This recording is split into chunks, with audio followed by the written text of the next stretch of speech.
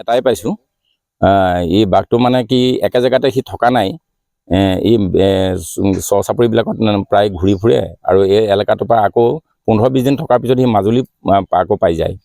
মাজুলীও কিছুমান চৰ চাপৰি আছে, সেইবিলাক জেগাতো ই ঘূৰে, তাৰ ফুটপ্ৰিঙৰ পৰা আমি জানিব পাৰিছোঁ। হয়, মাজুলী বৰুৱাচুক মানে আমাৰ গোটেই শিকলি চাপৰি এলেকাৰ কিছুমান চৰ চাপৰি আছে, যেনে অযোধ্যা, চম্পক, এইবিলাকতো মুক্তভাৱে সি বিচৰণ কৰে। আৰু ৰাতিৰ ভাগত কি হয়, খাদ্যৰ সংক্ৰান্তত সি কি হয় মানে গাঁৱলৈ আহে।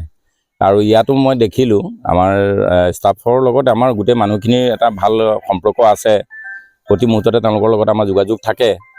ইতিমধ্যে আমি যোৱাকালি আহি পায়ে আমি ইয়াৰ স্পটত চালোঁ, এটা ঘোঁৰা বাঘে মাৰিছে আৰু এটা গৰু মাৰিছে।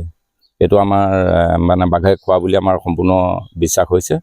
সেয়েহেতু তেখেতসকলক আমিনো কি কৰিম, আমি নথকাৰ অৱস্থাতে মানে আমি বেলেগ ছাইডত ডিউটি আছিলে, তেওঁলোকে খবৰ দিয়াৰ লগে লগে আমি আহিলোঁ আৰু আহি পালোঁ এইটো বাঘে মৰাটো হয়। আৰু আমাৰ চৰকাৰী কিছুমান ফৰ্মুলা আছে, ফৰ্মুলা মতে তেওঁলোকে এটা ক্ষতিপূৰণ পোৱাৰ ব্যৱস্থা আছে, সেইমতে আমি ফৰ্ম চৰ্ম ফিল আপ কৰি তেওঁলোকৰ পৰা সেইখিনি কৰিছোঁ।